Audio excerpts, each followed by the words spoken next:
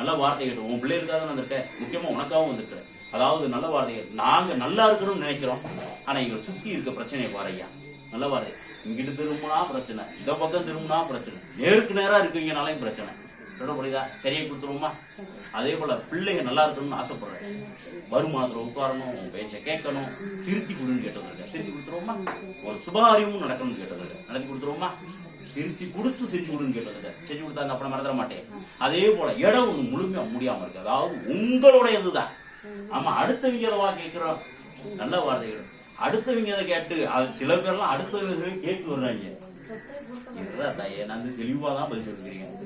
உங்களை தான் கேட்டு வந்திருக்கேன்னு சொல்றேன். அதாவது நான் அவவே அடுத்த இதை வந்து ஆக்கிரமிச்சு கேட்கிறேன். சொல்ல முடியுதா? நீ என்ன சொல்ற, எங்கதே எங்களுக்கு கிடைக்காம இருக்கு அப்படின்னு கேட்கிறேன்னு சொல்லிட்டேன். நான் அந்த பதில தான் நான் சொன்னேன் உன்ட்ட. சொல்ல முடியல, ஏற்படுத்தி கொடுத்து சரியாக கொடுத்துருவோமா? செஞ்சு கொடுத்தா அப்புறம் மறந்துட மாட்டேன். அதே போல வருமானம் நிரந்தரமா வேணும், உடல் ரீதியாகவும் பாதிப்பு இருக்கு, அதே சரியாக கொடுத்தேன். செஞ்சு கொடுத்தா அப்புறம் மறந்துட மாட்டேன் தான். உங்க தெய்வம் கூட இருக்குதான்றத பார்த்தேன். உங்க தெய்வம்லாம் வெளியில நிக்குது. தெய்வத்தை கும்பிடு. சொல்ற புரியுதா தாயே? தெய்வத்தை கும்பிடணும். நீ கும்பிட்டாத இந்த தடுமாற்றங்கள் எல்லாம் சரியாகும். அப்ப நீங்க கும்பிடணும். சும்மா கையெடுத்தா இந்த இப்ப இப்படி நின்றுட்டு இருக்க இப்படி கையெடுத்ததோட விடக்கூடாது. அதை நினைச்சு வழிபடணும். வீட்டுல பூஜைகள் பண்ணணும். வீட்டுல பூஜைகள்னா என்னது? வீட்டுல விளக்கு போடணும், வீட்டுல சாம்பிராணி போடணும். இதெல்லாம் செய்யணும். குடும்பம் நம்ம குடும்பம் எப்படி இருக்குதோ, நம்மளுக்கு வீடு பெருசா இருக்கணும்னு அவசியம் இல்லை. ஆனா நம்ம இதை செஞ்சோம்னா இதுக்கு தீர்வு உண்டு. சத்தானே? இதை அப்படி திருத்தி கொடுக்குறேன், பிள்ளைகளை சரியா கொடுக்குறேன்னு சொல்லியிருக்கேன். இதை நீ என்ன செய்யற? 5 பங்கா இருக்கு. மறந்துடாதா? ஒன்னு நேரம் தண்ணியில இருந்து வீடு தெரிச்சு, மீதி 4 இருக்கு. இந்த 4 சாப்பிட்றதுல குடிக்கிறதுல பயன்படுத்தணும். மறந்துடாது. சாப்பிட்றதுல எப்படி பயன்படுத்தணும்னா உடம்புல பயன்படுத்திக்க. மறந்துடாது. குடிக்கிறது மட்டும் ஏதாவது தண்ணியில கலந்து குடிச்சுக்குங்க. சும்மா தண்ணியில 3 சொட்டு விட்டா போதும். எல்லாமே புளிஞ்சு விடணும்னு அவசியம் இல்லை. சொன்ன வார்த்தை புரியுதா? 3 சொட்டு விட்டா போதும்.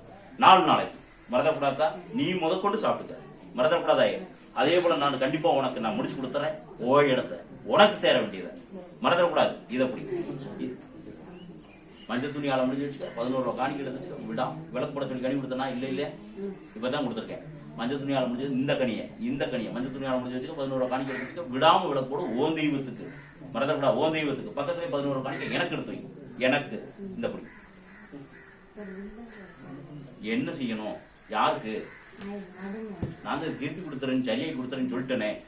செத்தானே? செஞ்சு கொடுத்துருவோம். மறந்துடாதா? ஒண்ணு கவலைப்படாது. விடாம மட்டும் விளக்கு போடு. தலையை காட்டு. நல்ல வார்த்தை கேட்டு திருத்தி கொடுத்தாதான் அது சரியாக்க முடியும். அதாவது நம்மளுக்கு இன்னொரு வம்புக்கு போய் இதுல போய் மாட்டிக்கிட்டது. சொல்ற வார்த்தை வம்புக்கு முதல்ல காதுல வாங்குங்க. அதைத்தான் சொல்லிட்டேன். பிள்ளைய திருத்த சரியாக்கணும். சரி செஞ்சிருவோம். வெளியே கொண்டு வந்துருவோம். சரியாக்கி கொடுத்துருவோம். அதாவது அதுல இருந்து மீட்டுருவோம். சரிதானே? செஞ்சு கொடுத்துருவோம். சரிதானே? கவலைப்படாம போயிட்டோம். முதல்ல உன் குலதெய்வத்தை நம்பு. உன் குலதெய்வம்